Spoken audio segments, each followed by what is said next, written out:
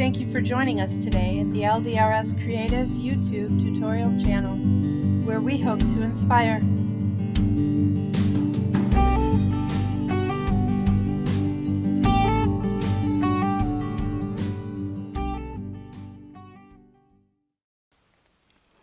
Hi everyone, it's Christine here for Little Darlings Rubber Stamps. I apologize for the sound of my voice. I am still fighting a sinus infection, so please pardon me if I have to cough or my voice sounds a little funny for this video. I am super excited to share a new card with you guys today. This is the card that we are going to be working on. All elements that you see on this card, except for the flowers and the sequins, which are just from my stash, were made using products from Little Darlings Rubber Stamps.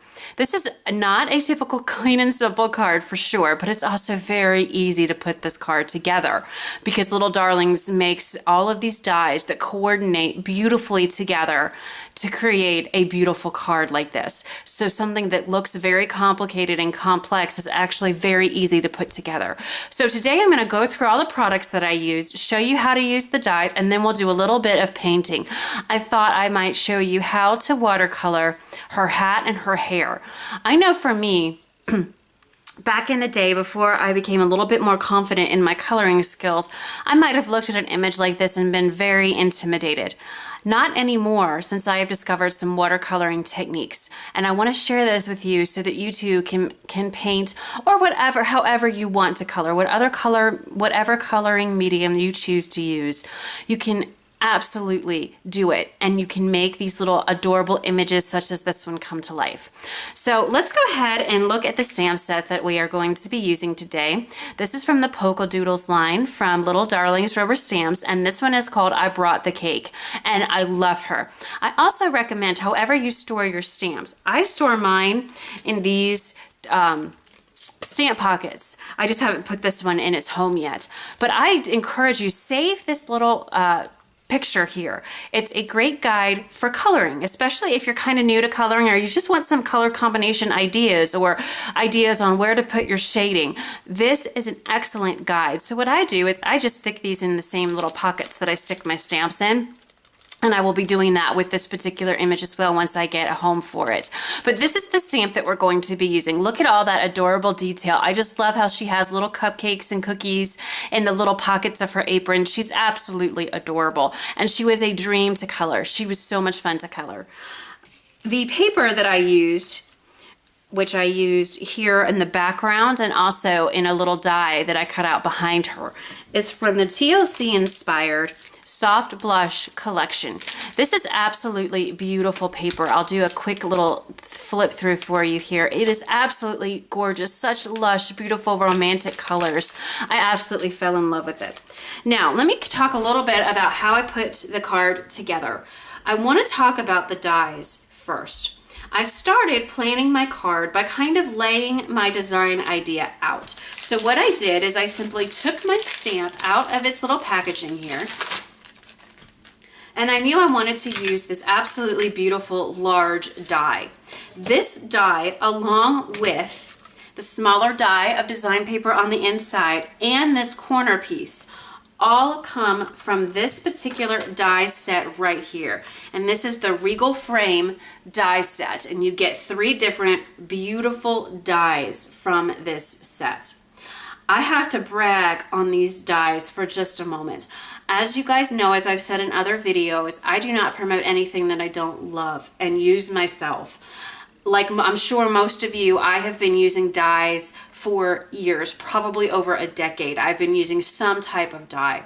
As intricate as this large die is, it cuts like butter. I don't have to use a shim. I don't have to use any fancy sandwich for my die cutting machine. I don't have to use a precision cutting plate, and I only have to run it through once. And I promise you guys, that is the absolute truth. And I am able to cut out this gorgeous, intricate die. So what I did is I kind of just positioned, I was playing around with my stamps, and I sort of decided, you know, I think I'm going to use this. I'm going to put her in the middle, and I'm going to put this little corner piece back here in this corner. And I decided to put it underneath because I really wanted this intricate die to be the star of the show.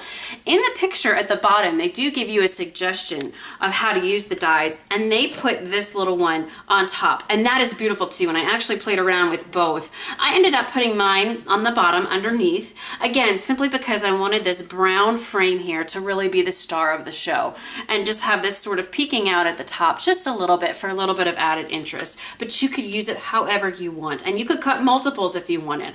I had other ideas for different elements, so I just cut one. Again, just for a little bit of interest and a little bit of light pink color. I also decided to put this beautiful die along the bottom here.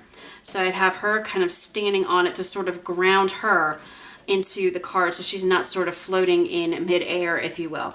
This particular die is called the Scalloped Swag die.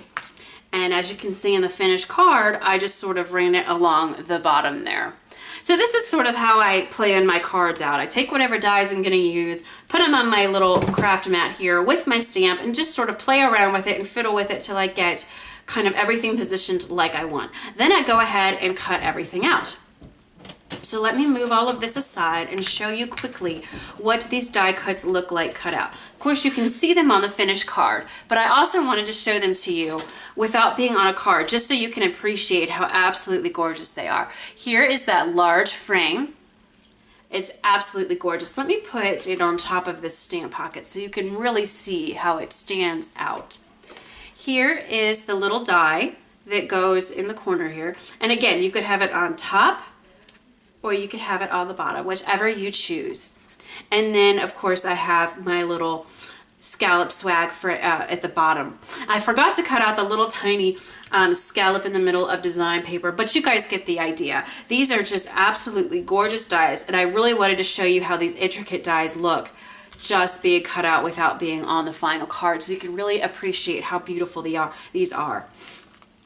All right, let me go ahead and set all of this aside. Now what I thought might be fun to do is talk a little bit about how I watercolored this beautiful image. I already have stamped her onto some watercolor paper, and I thought I would go over how I did the little hat and her hair. Just to give you an idea, those are larger images, or larger portions of this image rather, and they might be a little intimidating, so I wanted to show you how I did it. I simply used some watercolor markers and a water brush to paint this ink onto this image, and I used pale rose for the hat. And let me just show you how easy this is to do. I have my light source coming in from the right, so I'm just going to have some shading at the top here where the light would be hitting her little hat. And I only used one color, and I'm using my water brush to blend this out so we get some nice shading. I'm going to do the same thing now with the brim of the hat, and I am just doing this very quickly just to give you an idea of what this would look like. And of course you could color this with Copics, you could color this with any coloring medium that you choose. I am just in love with these zig markers and really like demonstrating how to use them. They've given me so much more confidence in my coloring, and I feel very confident tackling gorgeous images like this. You know, you see an image like this and you really want to do it justice, right? And I have found that by painting, I feel that I'm able to do that, and I'm very happy with the results. And that's what it's all about, is being happy with your work. So I'm just taking this this pale rose color here and just putting the marker down where I feel it's going to be darkest, and then of course using my water brush to blend it out. Very, very easy to do, and it really makes beautiful shading on this image. Let me just fix a little bit up top here. There we go. Now we need to come around here and do this little area underneath the hat over here and underneath these flowers. Take the water brush, of course, and blend it out, and then we will do this left side of the hat as well. This is going to be the darkest portion because it's on the left. Again, I have that light source coming in from the right, so most of this is going to be darker or with the, the marker color, and just a little bit of it will have shaded or lighter with the water brush here. And that easy is how you do the hat. So don't let larger portions of an image deter you from, you know, giving this a go. For her hair, I thought I'd just show you one side of her hair because it would be the same on both sides. So let me just show you kind of how I did that. I used dark brown and brown for her hair. And what I wanted to do was just sort of make the inside of the ringlets where the lightest part is going to be. Kind of make the outskirts of each side of the ringlets where the shadow is hitting. So I just come in with my darkest marker like so, and then I take my lightest marker, which in my case is brown. I'm using dark brown and brown, and just sort of blending those colors together, and then take the water brush and of course blend even more. You basically get a third color in the middle there, which really gives you a nice highlight to distinguish between that and the shadow where the darkest part of the image is going to be. And then I would just keep doing this all the way down for the ringlets, and then of course up here underneath her hat it's going to be shaded as well. So I'm coming in with my dark marker here, down here where these little tendrils of hair are, and then a little bit here to kind of balance it out, and then come in with the brown again, mix everything together.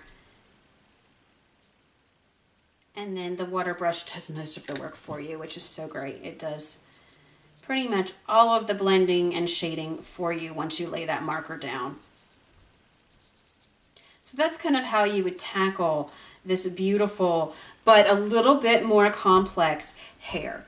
And as you can see, let me just iron out some of these little, sometimes when you're using the water, you will get a couple like lines in, and all I do is go back over it with my water brush in a circular motion to blend it out. If that doesn't work, go back in with your lightest color marker and just go back over what you already did and then use your water brush, and that will smooth that out for you.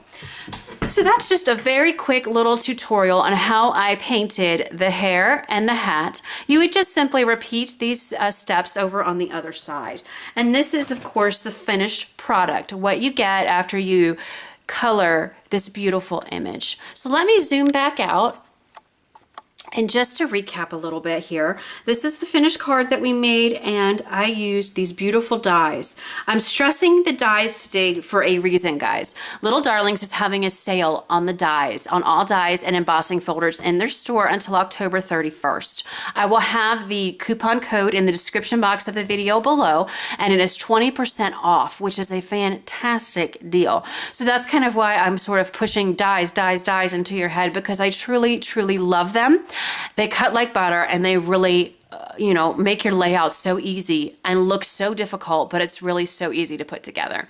So that's it, guys. Thank you so much for joining me, for crafting with me today, and I hope that this inspires you to give some of these gorgeous images a chance with whatever color medium you choose.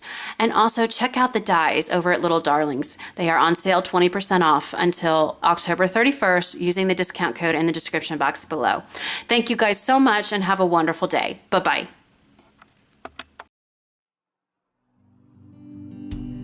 We hope you enjoyed today's tutorial. For information on these and more products available at the LDRS Creative Store, visit us on Facebook and our website at www.ldrscreative.com.